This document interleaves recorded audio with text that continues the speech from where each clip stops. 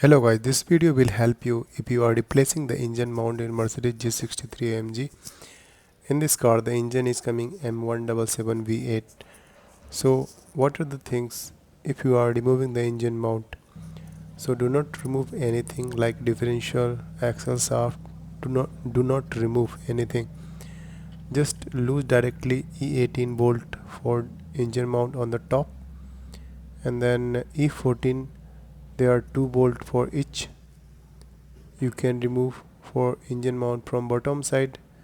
Now you can see this is the right side, so very easy you can remove. This engine mount was oil leaking, so this was creating the body vibration.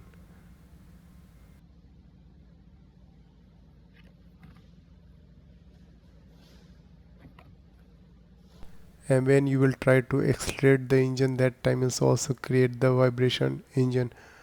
So this one is the oil leaking. So in this video also